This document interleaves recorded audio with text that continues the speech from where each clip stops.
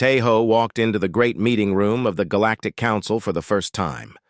The room was huge, with walls that curved up like the inside of a giant ball. Hundreds of different alien species sat in their special chairs, talking in languages that his translator could barely understand. Some looked like walking trees, others like flying jellyfish, and a few resembled nothing he had ever seen before. As the new ambassador from the Viridian Republic, Tejo felt nervous. His people had only joined the galactic community 50 years ago. Most of the other species had been space travelers for thousands of years. He found his assigned seat between a creature that looked like a rock with eyes and another that seemed to be made of liquid metal. The meeting began with the usual business: trade agreements, border disputes, and requests for help with natural disasters. Tejo listened carefully, trying to learn how things worked here. Then Senior Counselor Veltar, a tall being made of what looked like living crystal, called for the monthly report on galactic mapping. A three-dimensional map appeared in the center of the room. It showed the entire galaxy with all its spiral arms, billions of stars, and the territories of every known species.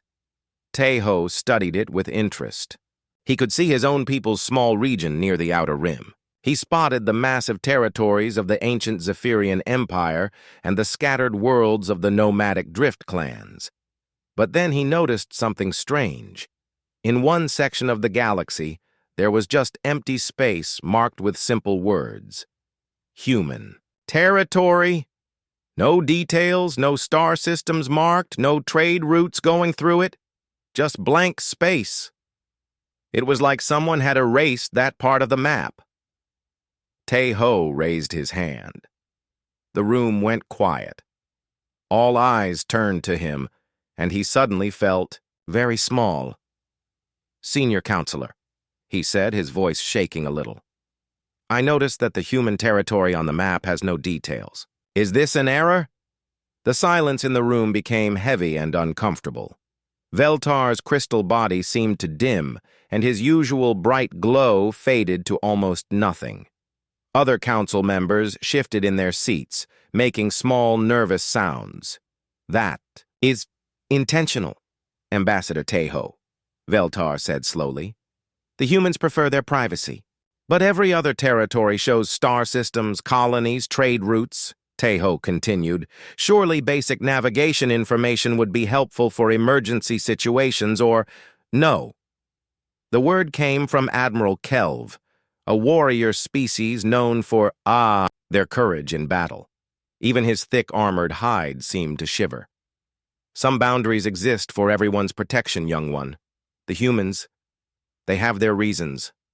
After the meeting ended, Tejo felt more confused than ever. He had never heard of any species that completely hid their territory from galactic maps. In the corridor outside the meeting room, he walked beside Veltar. "Senior Counselor, may I ask you something privately?" Veltar's crystal features showed what might have been worry. "Walk with me to the observation deck." They moved through the station's halls in silence. The observation deck overlooked the planet Nexus Prime below, with its purple oceans and 3 moons. Other council members came here to relax and think. "You are curious about the humans," Veltar said. It was not a question. "Yes. In my research before coming here, I found very little information about them. They have been members of the Council for over 200 years, but they send very few representatives. No trade agreements with anyone, no cultural exchange programs. It's like they don't want anything to do with the rest of us." Veltar was quiet for a long time. He stared out at the stars, his crystal body reflecting the light from the stations. "Windows. My people are old, Tejo. We have been traveling between stars for over 10,000 years. In all that time, we have met many species. Some are friendly, some are hostile, some are strange beyond understanding. But the humans..." He paused. "The humans are different." "Different how?"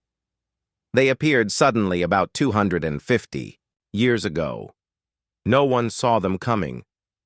One day, their ships were just there, asking to speak with the council. They were polite, respectful, and they followed all the proper procedures for joining. But they made it clear from the beginning that certain parts of their territory would remain off-limits. Tejo frowned. That seems unreasonable. How can we trust a species that hides from us? Because, Veltar said, turning to face him directly, in all the years since they joined, they have never broken a promise. They have never attacked anyone. They have never taken anything that wasn't freely given. And when the plague ships came from outside the galaxy 20 years ago, it was human technology that stopped them. Tejo remembered hearing about the plague ships, mysterious vessels that had appeared from the dark space between galaxies, carrying a disease that could kill any living thing it touched. The official reports said they had been stopped by advanced council defense systems, but no one ever explained exactly how. The humans stopped the plague ships? Their technology did. They gave us the cure and the weapons we needed, but they never explained how they created them so quickly. Most species would take decades to develop such things. The humans had answers in weeks. A chill ran down Tejo's spine. What are you saying? I'm saying that some species earn privacy through fear and others earn it through respect. The humans have earned both. Over the next few days, Tejo tried to learn more about humans. The station had a small human staff, but they kept to themselves. He managed to arrange a meeting with Admiral Sukja of the Terran Defense Force, one of only 3 humans working on the station. Admiral Sukja was a middle-aged woman with short gray hair and sharp eyes. She dressed in a simple uniform that somehow looked more impressive than the fancy clothes worn by other species representatives. When she sat across from him in the small meeting room, Tejo felt like he was being studied by a predator. "You've been asking questions about my people," she said without introduction. "Yes, Admiral. I'm trying to understand how the Council works, and humans seem to be unusual members." Unusual. She smiled, but it didn't reach her eyes.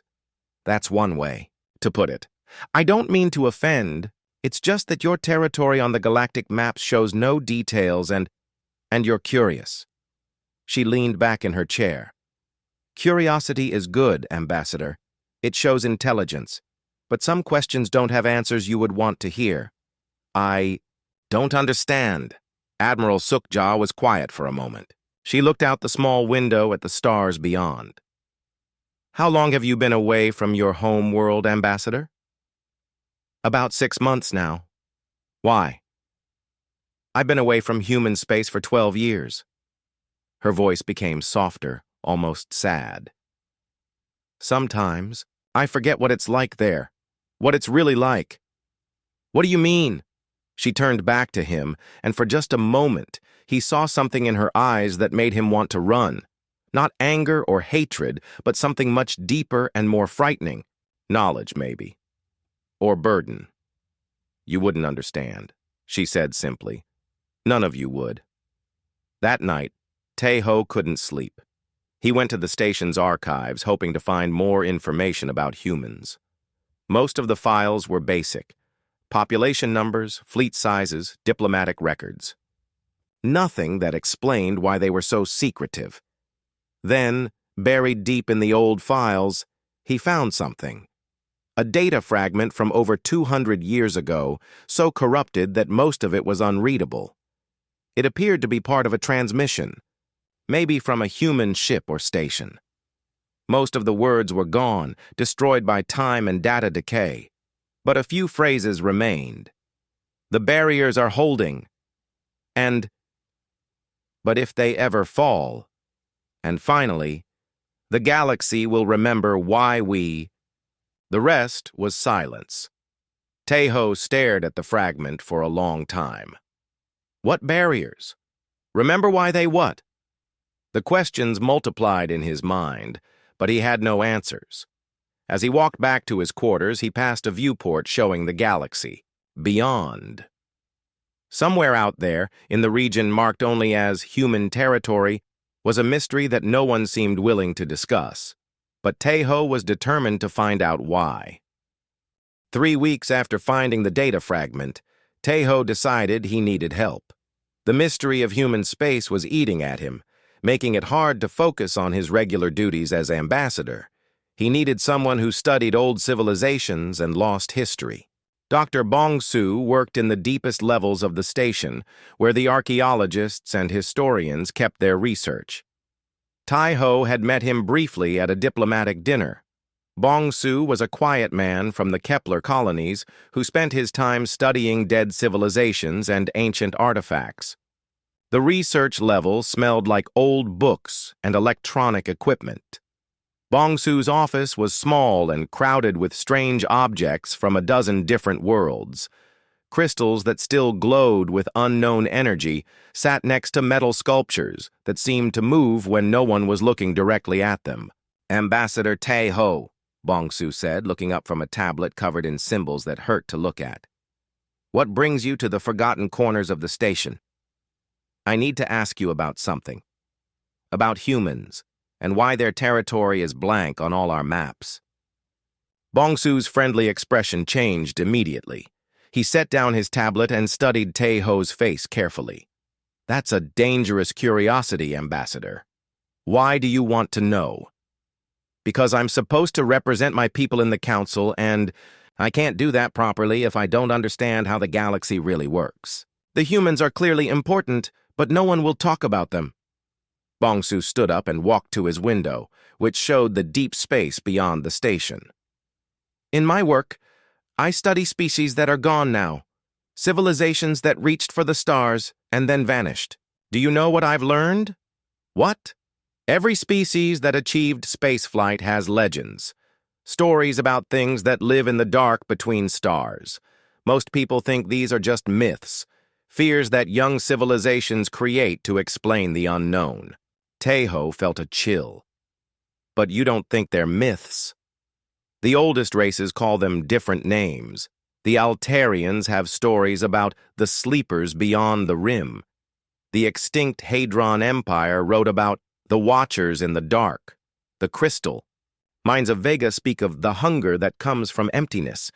What do these stories say?" Bong-Soo turned back to face him. "They all say the same thing, that when the galaxy faces its darkest hour, something will awaken from the direction of what we now call human space, something that has been waiting." The words made Taeho's hands shake. "You think the humans are connected to these legends?" "I think the humans know things that the rest of us don't. And I think that's probably for the best." But Taeho couldn't let it go. Over the following days, he asked more questions, talked to more people. Most gave him the same response: change the subject, look uncomfortable, or simply walk away. Then he met Captain Yunbi. He found her in one of the station's darker bars, the kind of place where smugglers and independent traders came to drink and share stories. Yunbi was a small woman with scars on her hands and a ship that was older than most civilizations. She claimed to have been to places that didn't appear on any official maps. "You're the ambassador who's been asking about human space," she said before he could introduce himself. "Word gets around." "You know about it?" She laughed, but it wasn't a happy sound. "Know about it? I've been there." Taeho's heart jumped. "You've been inside human territory?" "Not by choice." Yunbi took a long drink from her glass. "About 5 years ago, I was running from some syndicate ships. My jump drive was damaged, and I made a blind jump to escape. When I came out of hyperspace, I was somewhere I shouldn't have been." "What did you see?" "Things that don't make sense. Space that was the wrong color. Stars arranged in patterns that hurt to look at. And ships." She shuddered. "Ships that were bigger than moons, built from materials that my sensors couldn't identify." "What happened?" "A human patrol found me within hours. They were polite, professional. They fixed my jump drive, gave me supplies, and escorted me back to normal space. But the experience changed my crew." "Changed them how?" Yunbi gestured to a corner table where 2 of her crew members sat. They were drawing complex mathematical equations on napkins, their eyes focused on something Taeho couldn't see. "They do that now, all the time. They say the equations come to them in dreams." My ship's engineer started building things that work better than they should. My navigator can plot courses through space that technically shouldn't exist. Taeho stared at the two crew members. Their drawings looked like the work of advanced mathematicians, but their eyes were empty, distant. Did the humans do something to them? I don't think so. I think they just saw too much, learned things that normal minds aren't supposed to understand. That night, Taeho made a decision. He needed to talk to someone with real authority, someone who might actually tell him the truth.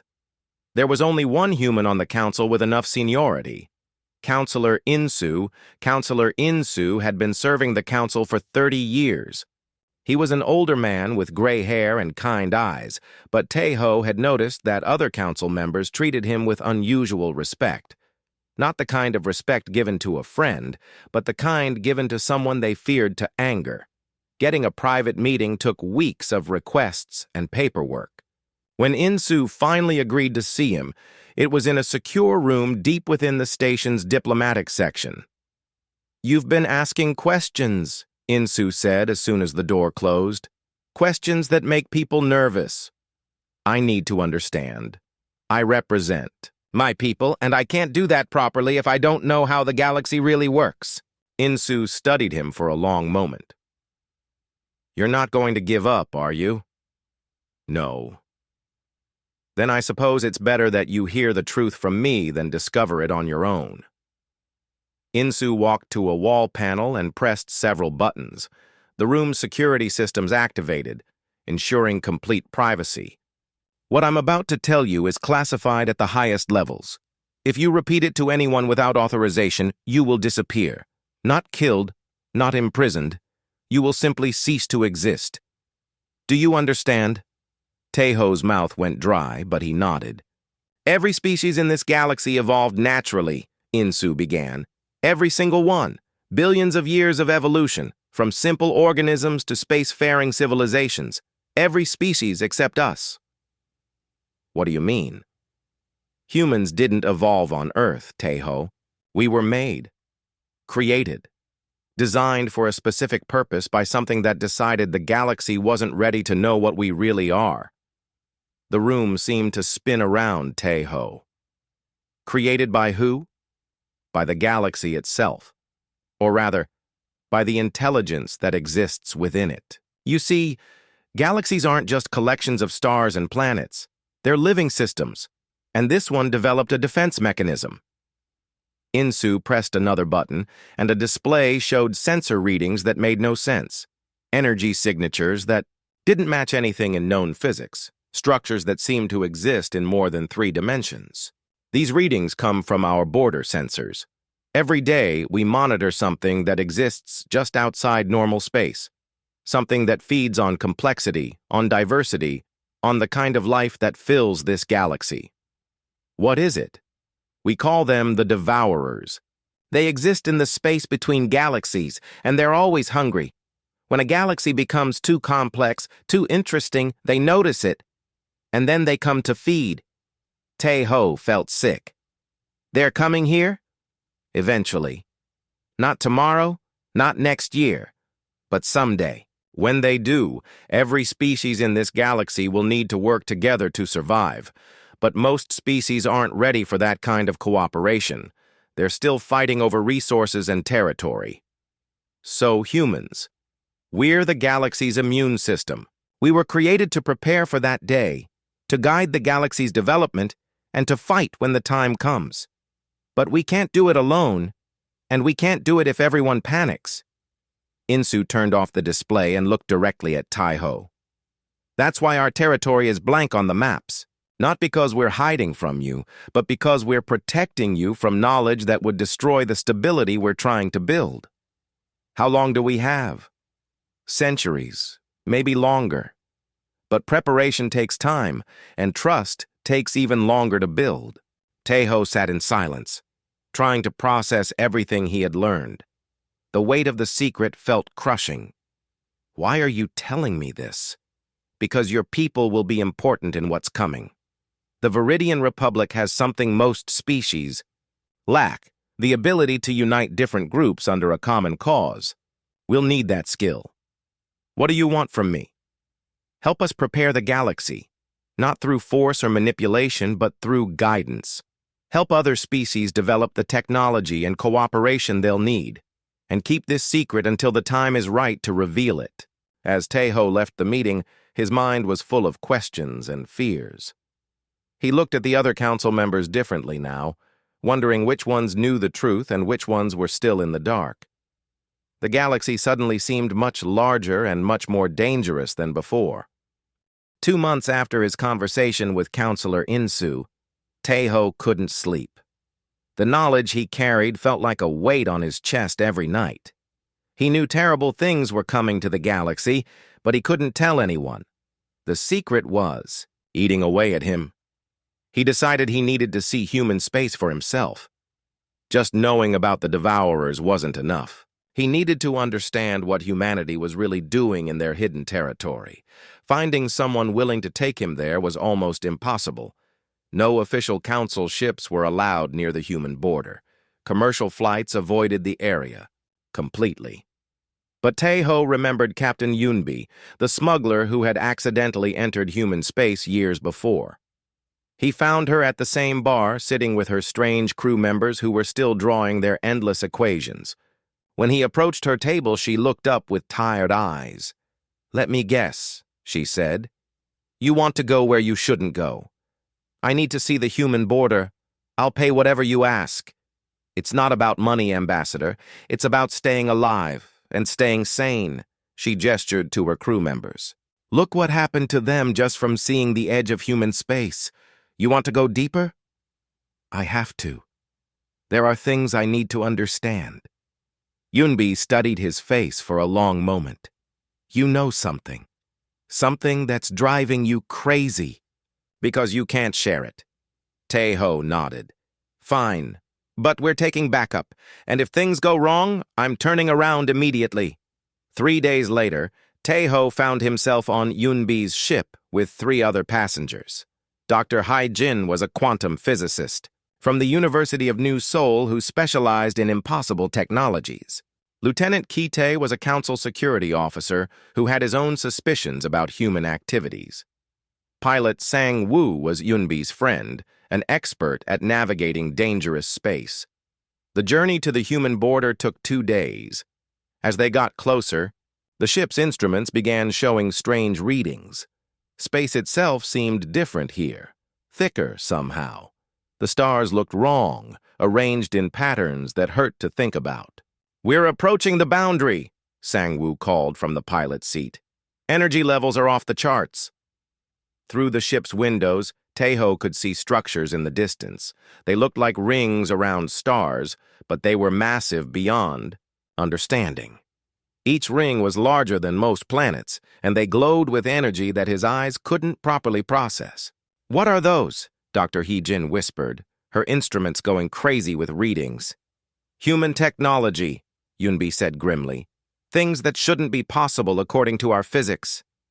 Suddenly, alarms started blaring. A ship appeared on their sensors, approaching fast. It was sleek and silver, moving in ways that ignored normal rules about momentum and gravity.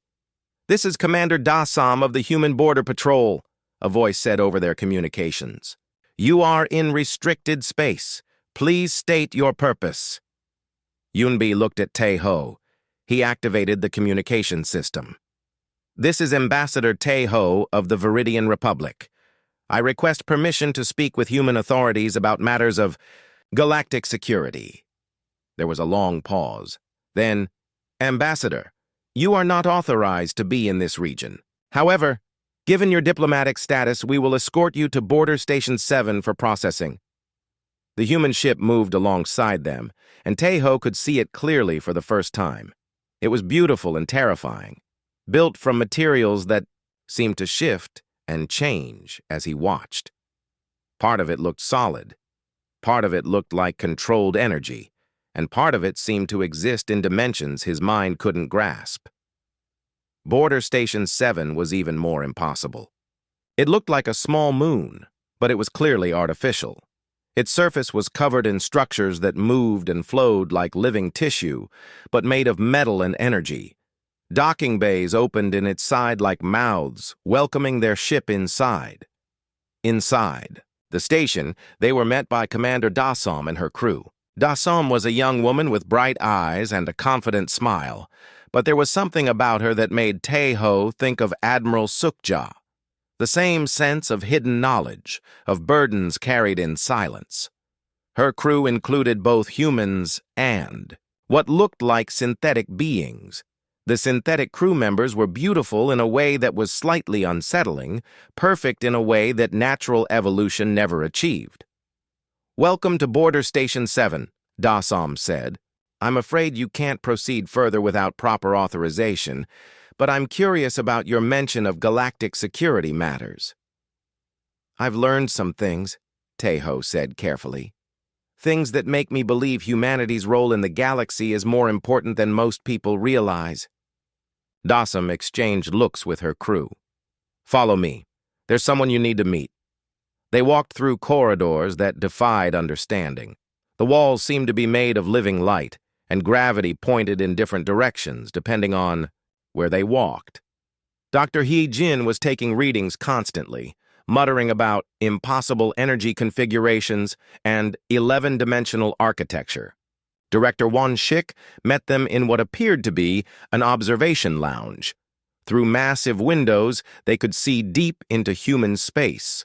Fleets of ships moved between the stars, but these ships were unlike anything in Council territory. They were the size of cities, and they moved through space as if the normal rules didn't apply to them.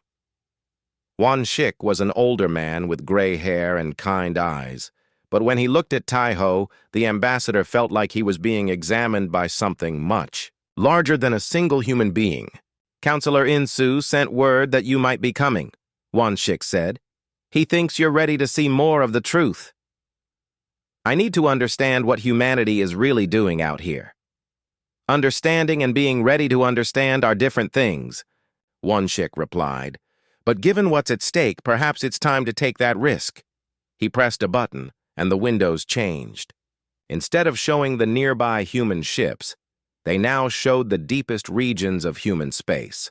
What Tae-ho saw there made his mind struggle to process the information. Entire solar systems had been transformed. Planets were gone, replaced by massive, computational structures that pulsed with energy. Stars themselves had been modified, their light channeled and directed for purposes he couldn't imagine. And in the center of it all was something that looked like a door. "What is that?" Kite whispered. "We call it the threshold," Won-shik said. "It's our early warning system. Through it we can see beyond the galaxy into the spaces between galactic clusters." "What's out there?" Won-shik's expression became grave. "Things that are older than this galaxy. Things that view complex life the way you might view a particularly interesting meal." He pressed another button, and the view through the threshold appeared. Tae-ho saw darkness, but it wasn't empty darkness. Things moved in that darkness, vast beyond understanding. They existed partially outside normal space, visible only as shadows and suggestions of impossible geometries. "The Devourers," Tae-ho breathed. "You know about them," Won-shik said. "It wasn't a question. In-soo told me. But seeing them changes everything." "Yes, I know." Dr. Hee-jin was staring at her readings in disbelief.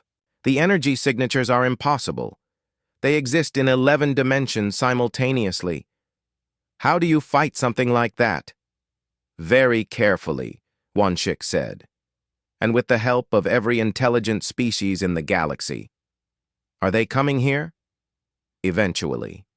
Our models suggest we have between 50 and 200 years, depending on how quickly the galaxy's complexity increases. They're drawn to diversity, to civilizations that create new forms of life and thought." Sang-woo was looking at the modified solar systems. "This is all preparation for war?" "Preparation for survival," Won-shik corrected. "When they come, traditional, weapons won't work. We need technology that operates on the same dimensional levels they do. We need unity among all galactic species, and we need every world to be ready to fight or flee." Why not tell everyone now? Lieutenant Kite asked. If unity is so important, why keep it secret? Because, Wanshik said sadly, most species would panic. They would either freeze in terror or start wars with each other, thinking that eliminating competition would make them safer. We've seen it happen in other galaxies. Other galaxies? The Devourers have been feeding for a very long time. We can see the remains of their previous meals through the threshold.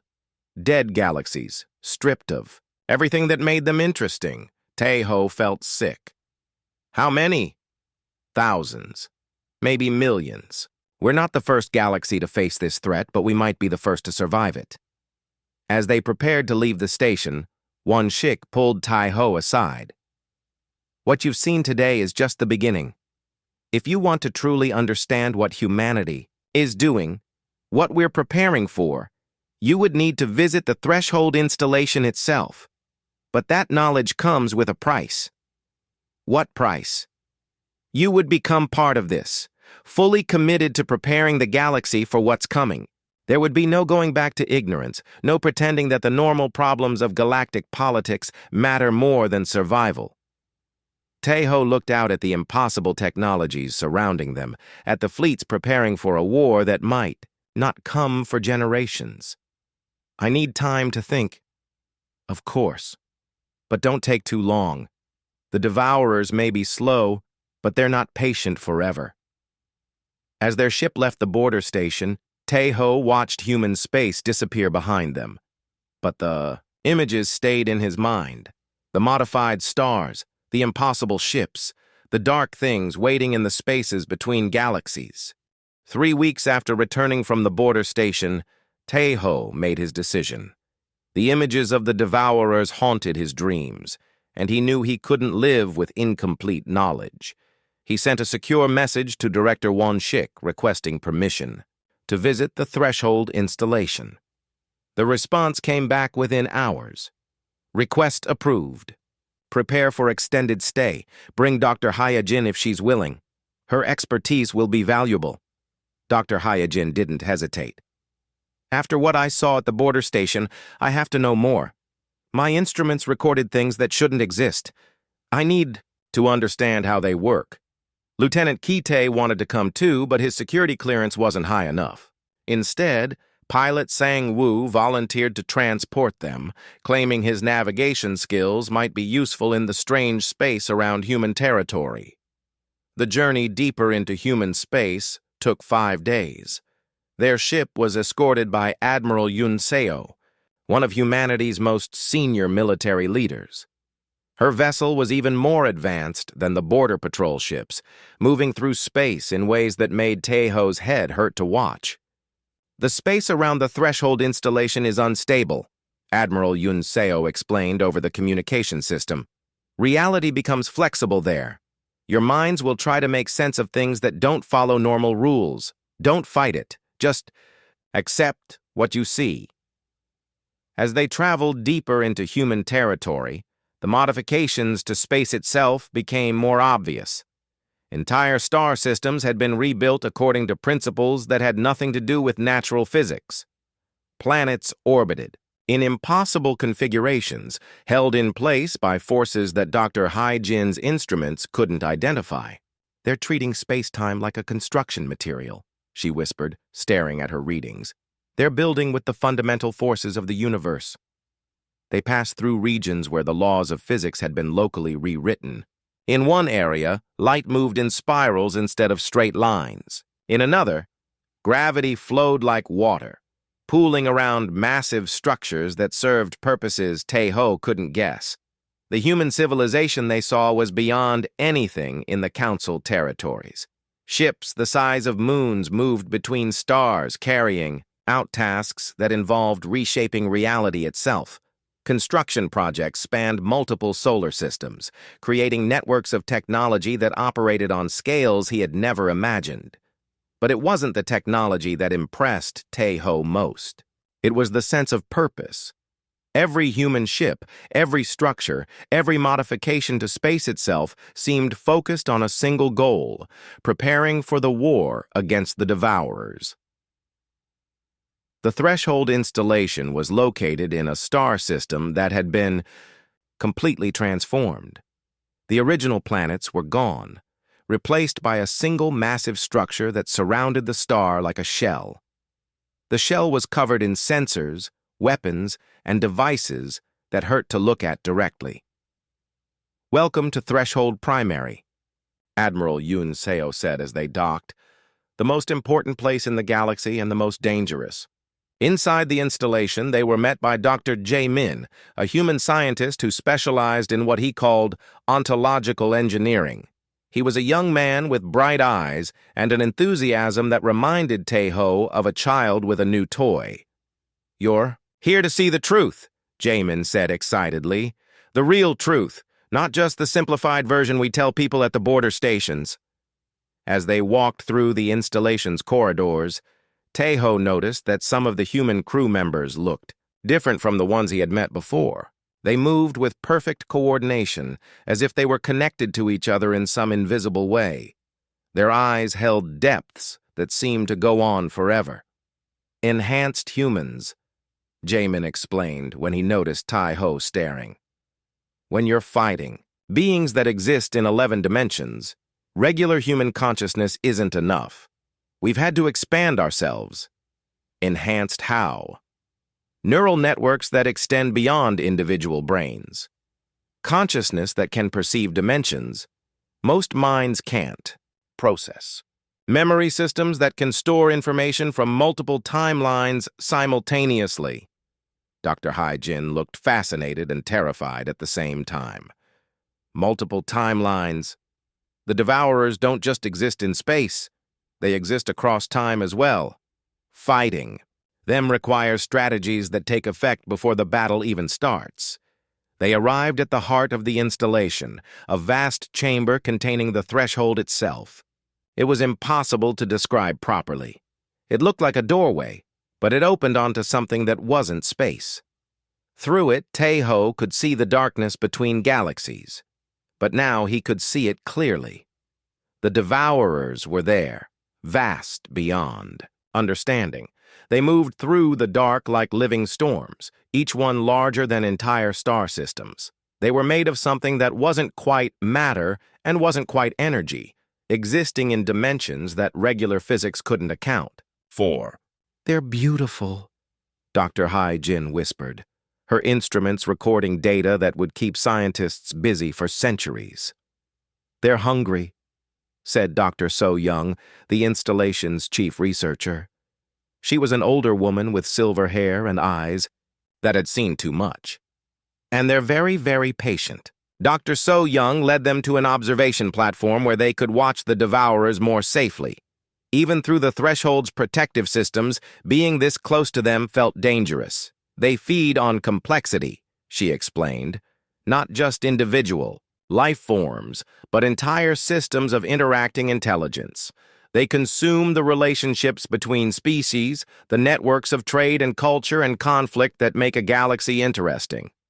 "How do they do it?" Tae-ho asked. "They remake reality in their image. Simple, efficient, empty. They turn diverse ecosystems into uniform energy fields. They convert thousands of different species into a single, basic form of life that serves their needs." Sang-woo was staring at the nearest devourer with horror. "How do you fight something like that?" "Very carefully," Dr. So-young said, "and with weapons that most people would consider impossible." She led them to another section of the installation, where human engineers were building devices that seemed to exist in more dimensions than Tae-ho could count. The weapons were beautiful and terrifying, made from crystallized space-time and controlled by minds that had been expanded beyond normal human limits. "Traditional weapons fire energy or matter at targets," Dr. Jaemin explained. "Our weapons fire changes in the fundamental laws of physics. We can make gravity flow backward, cause time to loop in small areas, or convince matter that it wants to exist in a different dimensional configuration." "Is it enough?" Dr. Hai-jin asked. We don't know, Dr. So-Young admitted. We've never actually fought them. All we can do is prepare based on observations of their feeding patterns in other galaxies. Other galaxies fought back. Some tried. Most failed quickly. A few managed to slow the Devourers down for centuries or millennia. But in the end, they all fell. What made the difference? Unity. The galaxies that lasted longest were the ones where different species worked together instead of fighting each other. But even then, it wasn't enough. Dr. So-Young showed them records from the Threshold's observations. Dead galaxies, stripped of everything that made them unique, billions of years of evolution and culture, reduced to simple energy patterns that the Devourers could easily digest. This is what happens when they finish feeding, she said. Everything interesting disappears. All that's left is basic matter and energy, arranged in the most efficient possible patterns. Why haven't they noticed us yet? Taeho asked. They have, Dr. Jamin said grimly. They've been watching this galaxy for about 1,000 years, but they're not in a hurry. They prefer to let their food ripen first. Ripen? Become more complex, more interesting. The more diverse and interconnected a galaxy becomes, the more nutritious it is for them. The implications hit Taeho like a physical blow. So our progress, our civilization, our expansion into space makes us a better meal. Yes. Then why? Not stop? Stay simple? Stay hidden? Dr. So-Young's smile was sad. Because simple civilizations can't fight them. The only way to survive is to become complex enough to create weapons they can't easily digest. It's a race between our development and their patience. Are we winning the race? We're still alive. That's something. As their tour continued, Taeho learned more about humanity's true nature. They hadn't just been created to fight the Devourers. They had been designed to guide other species toward the kind of complexity that could resist consumption while maintaining the unity necessary for effective defense.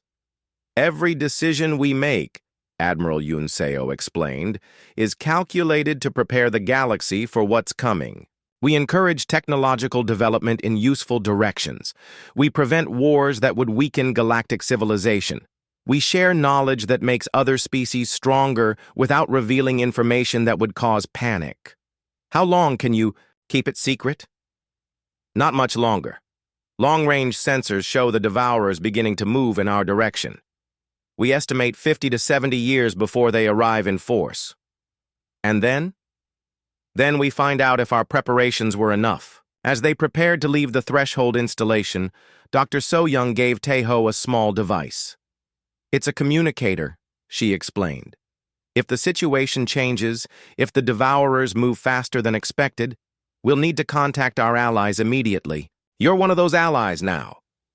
What do you want me to do? Go back to the Council. Continue your work as ambassador.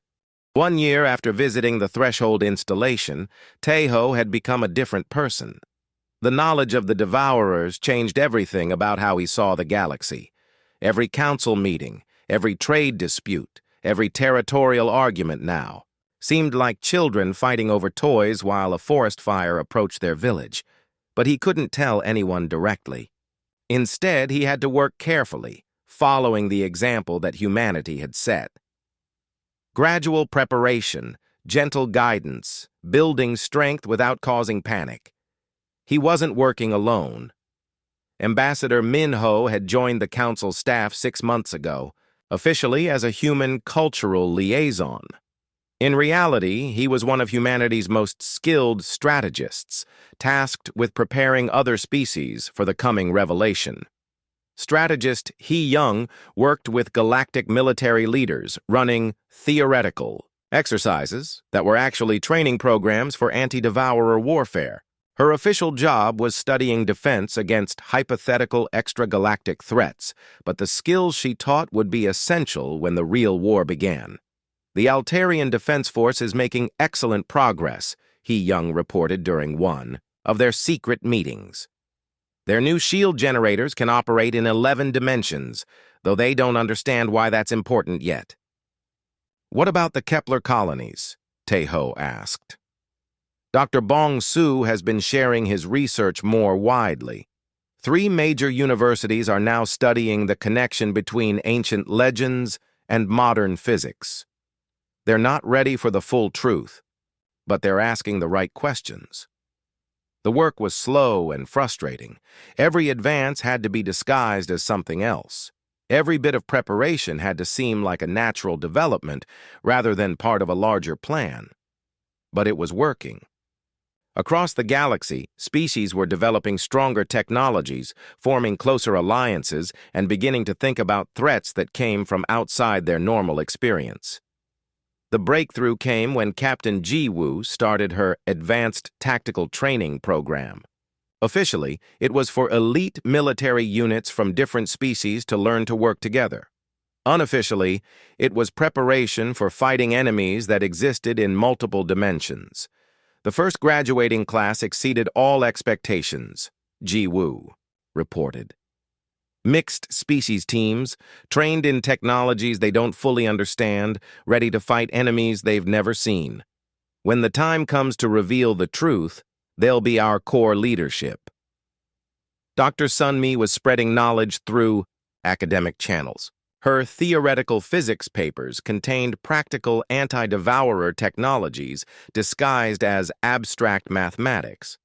Universities across the galaxy were unknowingly building the foundations for weapons that could wound beings made of living space-time. 17. Species now have the theoretical knowledge to build reality disruption weapons, Sunmi reported. They think they're studying exotic matter physics, but the applications are there when they need them. Then, during a routine council session, everything changed. The station's long-range sensors detected something in deep space. Energy signatures that didn't match anything in the known universe, moving toward the galaxy at impossible speeds. Senior Counselor Veltar called an emergency session. As the council members gathered, Taeho could see the fear in their faces. The sensor readings were being displayed for everyone to see, and even species that had never left their home systems could tell that something was terribly wrong. Thus, objects are still 3 years away, Veltar announced, his crystal body dim with worry. But their size and energy output suggest a threat unlike anything we've ever faced. Murmurs of panic began spreading through the chamber. Some council members were demanding immediate military mobilization. Others wanted to flee to the galaxy's outer rim. A few suggested trying to communicate with whatever was approaching. That's when Admiral Dong Hyun of the Human Defense Force stood up. Taeho had never seen Admiral Dong Hyun before, but he recognized the type immediately. This was one of humanity's senior military leaders, someone who had spent decades preparing for this moment. His uniform was simple, but he carried himself with the confidence of someone who had stared into the abyss and made plans to fight it. Honorable council members, Admiral Dong Hyun said, his voice calm and clear. Humanity requests permission to address the threat currently approaching our galaxy. The chamber fell silent. Even Veltar seemed surprised. Admiral, with respect, no single species has the resources to face a threat of this magnitude, Veltar said. With respect, Senior Counselor, we have been preparing for this threat for over 200 years. The words hit the chamber like a bomb. Council members began shouting questions, demanding explanations, some accusing humanity of having prior knowledge of an attack on the galaxy. Admiral Dong Hyun waited for the noise to die down, then activated a holographic display that showed the true scope of human space. Not the blank region from the official maps, but the reality. Thousands of modified star systems, fleets that dwarfed anything in Council territory, and technology that operated on principles most species didn't know existed. The approaching objects are called devourers, Admiral Dong Hyun continued. They feed on complex civilizations, reducing diverse galactic communities to simple energy patterns. They have consumed thousands of galaxies over millions of years. How do you know this? Demanded Admiral Kelv. Because humanity was created to fight them. We are this galaxy's immune system, designed and evolved specifically to resist their feeding process, The chamber erupted again. This time the shouting didn't stop. Some species were demanding proof, others were calling for humanity to be expelled from the council, and a few were already making plans to surrender to the approaching devourers. Tae-ho stood up. His voice wasn't as strong as Admiral Dong Hyun's, but in the chaos, people listened to him. "I have seen the proof," he announced. "I have visited human space and observed their preparations. I have seen the devourers through humanity's monitoring systems. What Admiral Dong Hyun says is true." "You knew about this?" Veltar's crystal body flared with anger and betrayal.